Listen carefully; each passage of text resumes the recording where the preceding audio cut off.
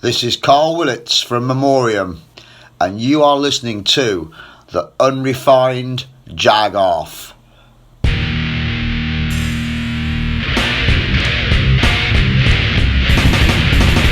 Hello, and welcome to episode 13 of the Unrefined Jag-Off.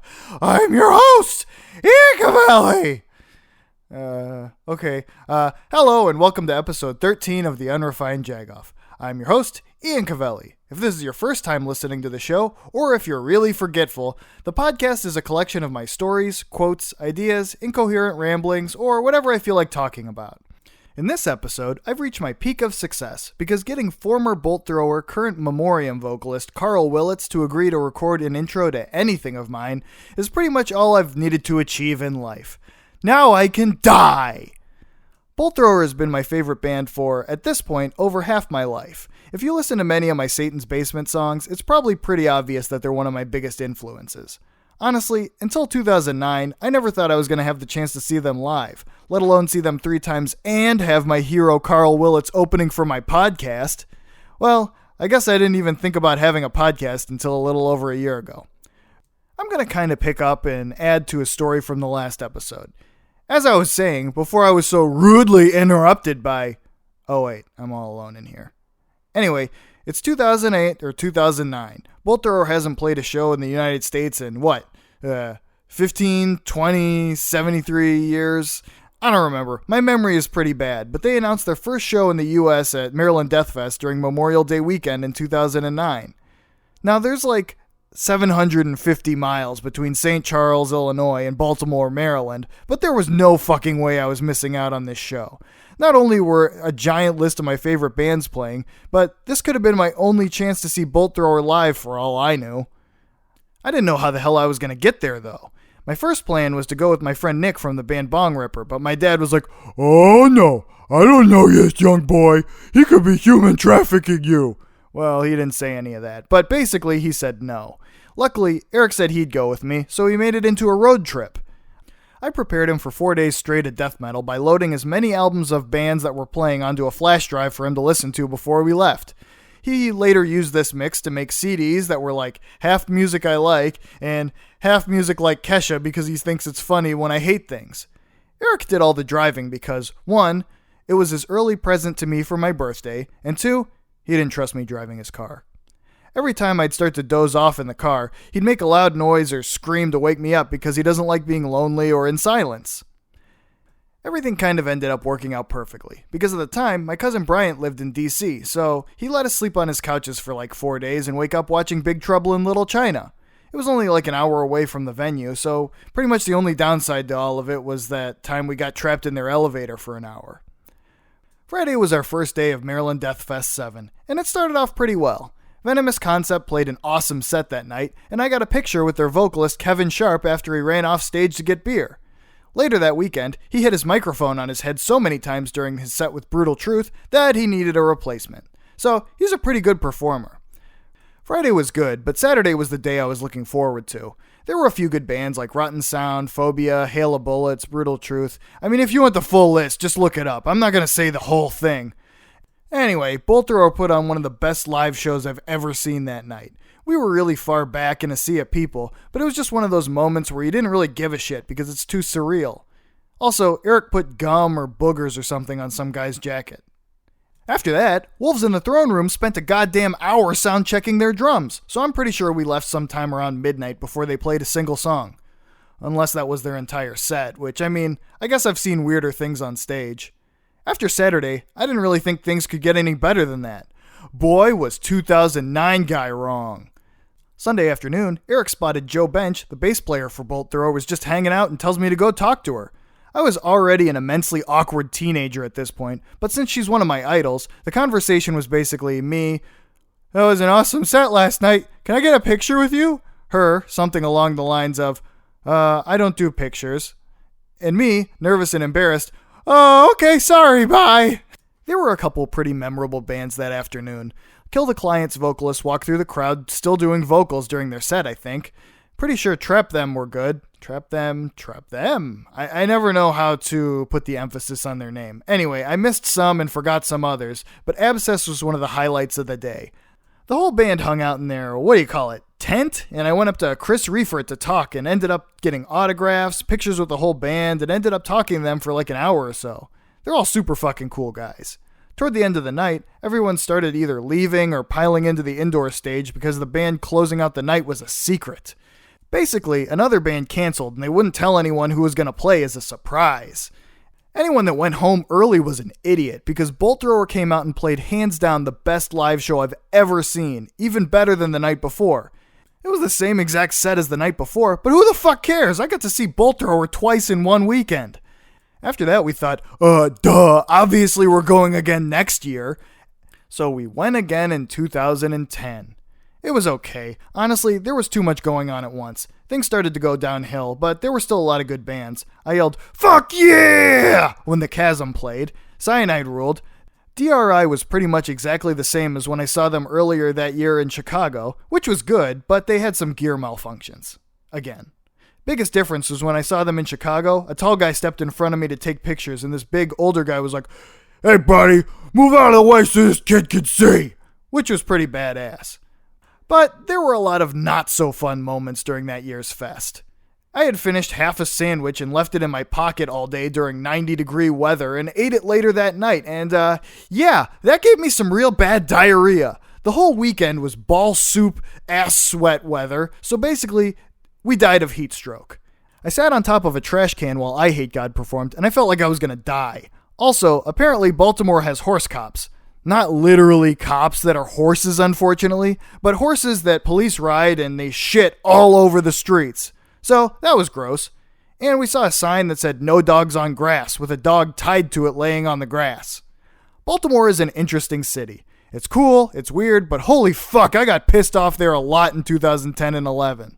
Some dick in a Corvette rolled through a crosswalk as I was walking through and started revving his engine about an inch from my legs. I saw his car pull into the parking garage soon after, and Eric had to talk me down from carving into his car with my keys because there were cameras.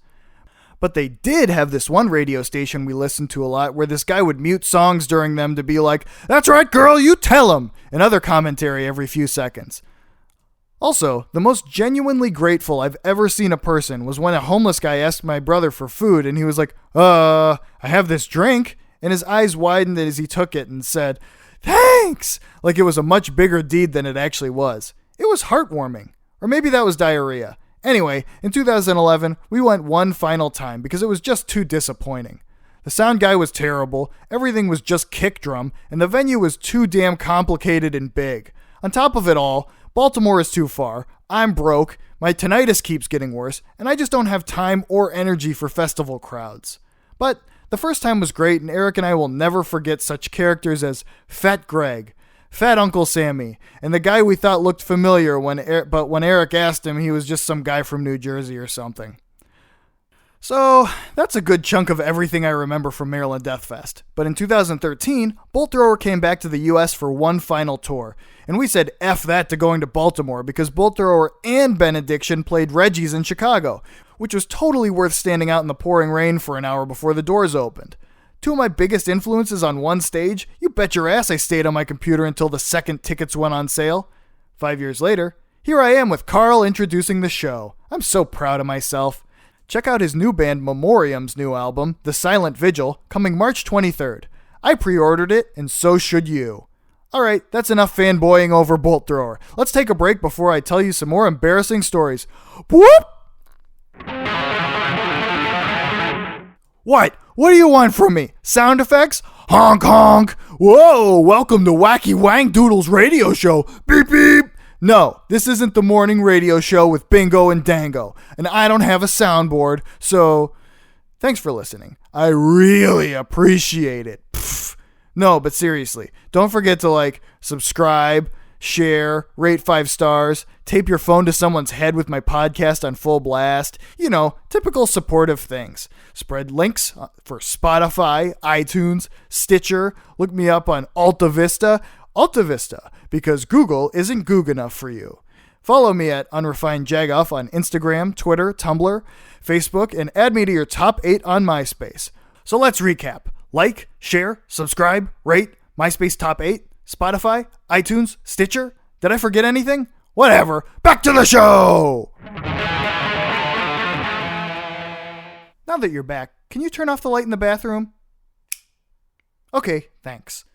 The first concert I ever went to was the band Kansas when I was in middle school, with my dumb friend from episode 2 that fell in a pond.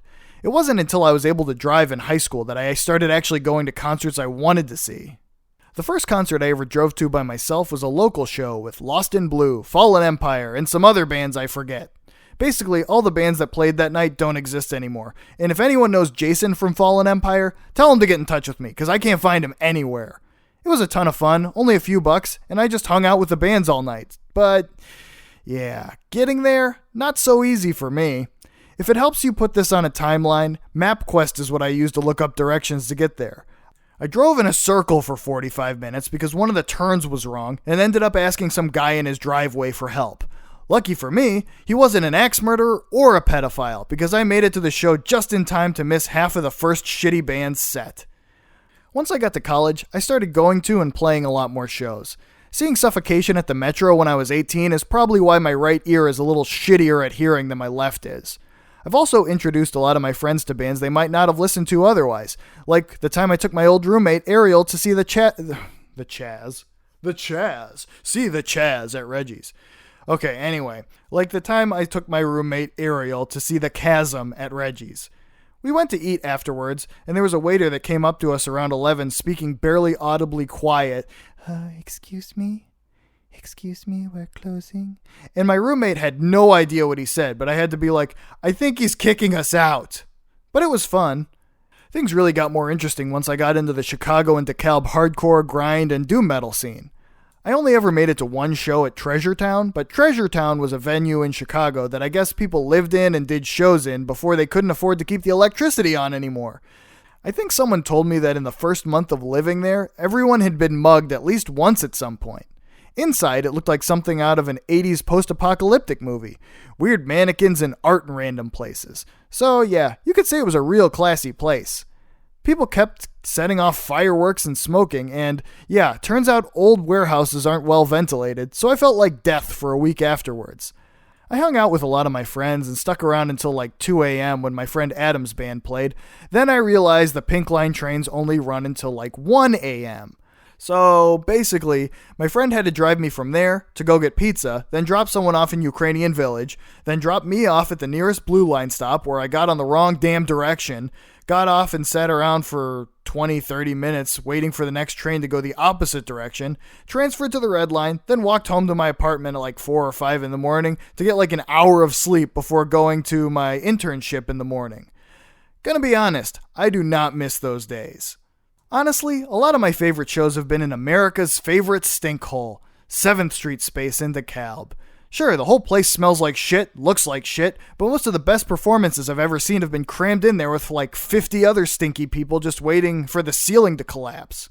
The one Satan's Basement show I played there was so good that I blew out the PA and had to run my drums through someone's amp and just had to give up on vocals. One of the most memorable shows I went to was seeing Joey Molinaro and a bunch of grind bands, including my friends Minimum Wage Assassins. Joey Molinaro came in from Pittsburgh and plays violin, stomps into a contact mic into a lunchbox amps for drums, and all vocals were done acoustically. He set up candles and played an entire set of acoustic grindcore on violin, and I can't say I've ever heard or seen anything like it. It was amazing. Later on in the night, I talked to him for a while, and a drunk guy gave me money to buy a CD because my wallet was empty. Then I kind of got drunk, and during some band with a fat, shirtless vocalist, I made a boob grab motion, and he charged right toward me and stubbed the hell out of my big toe before he started moshing. My sock was basically a giant blood stain once I sobered up to look at it. I'll be honest, I don't remember a lot, but I'm pretty sure the night ended with a bunch of us eating pizza and watching wrestling before I drove myself home. Should I have driven myself home? Probably not, but it was 2014, and that was an insane year for me. I had just started a new depressing job. I just broke up with my depressing ex, and a new band was sweeping the nation. My friend Adam and I had just started the band CRANKPOPE. We were the coolest spaghetti western-inspired sludge grind band in the far, far western suburbs of Illinois, even though some guy I went to college with apparently described me as death metal Ned Flanders. We were really bad at practicing regularly, so every time we'd leave practice, Adam would say, "See you in 3 months!" And since 2015, I've become a hermit, so we haven't really played a show or practiced since then, when we recorded everything but the vocals for an album I can hopefully finish before 2019. So basically, I'm lazy and we're bad at planning. During 2014, we played 3 shows, 2 at 7th Street and 1 in Chicago. Our first show in DeKalb, I introduced Adam and I saying that we're CRANKPOPE, that my name is King BeefNeck, and his name is Horsecock Johnson. I don't think anyone laughed. Later on, I said, I'm single and ready to dingle. I don't think anyone laughed. But it didn't matter. Playing was fun and the crowd had fun, and I was full of burrito and beer because we ate them and watched spaghetti westerns before the show. We also had the most fun after party where our friends in the band Blunt stuck around with us and blasted Body Count and Cavity, drunkenly singing along and drinking someone else's shitty Coors. I woke up the next morning on Adam's couch feeling like I drank a puke battery and tried to figure out what time it was. My phone was dead, and I couldn't find a clock, so I just had to awkwardly wake up Adam and let him know I was going home.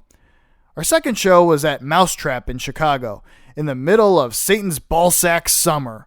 We ended up playing our set way too fast, and I think a lot of people ended up missing it.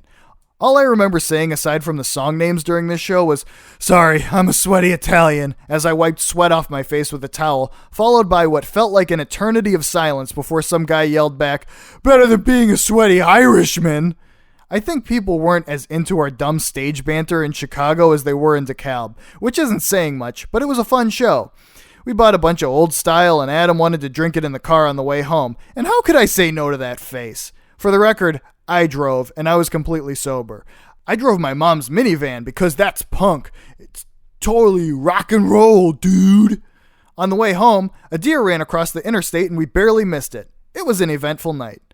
A month later was pretty much our last show. Aside from the fact that I had to work the next morning, it was overall just a fun show. Nothing really weird happened. Well, weirder than usual.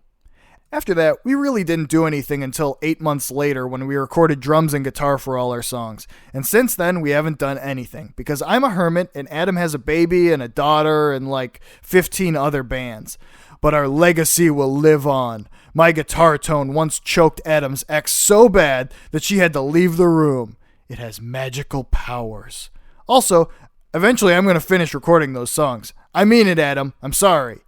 When you hear a mid-rangey, distorted, solid-state amp and a tiny kick drum echoing into the night, know that it is us, CRANKPOPE. Well, that's it for this episode of the Unrefined Jagoff. Tune in next time where I shriek the Declaration of Independence into an unplugged microphone at a gopher. Thanks again for listening. As always, I'm your host, Ian Cavelli. All writing, recording, and production is done by me in my bedroom studio. Music by Satan's Basement. Remember to support the arts, humanities, local music, public media, your local comic book store, and of course, each other. Don't be dicks to each other, show empathy, and be a good person where it counts. That's it for this episode.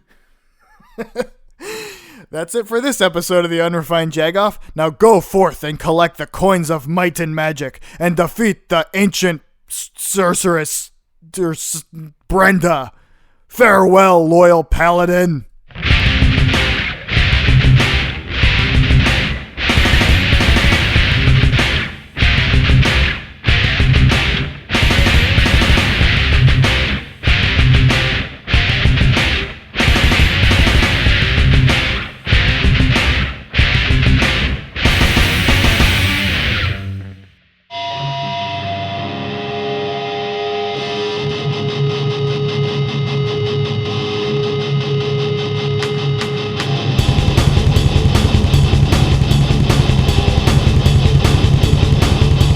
Unrefined Jagoff.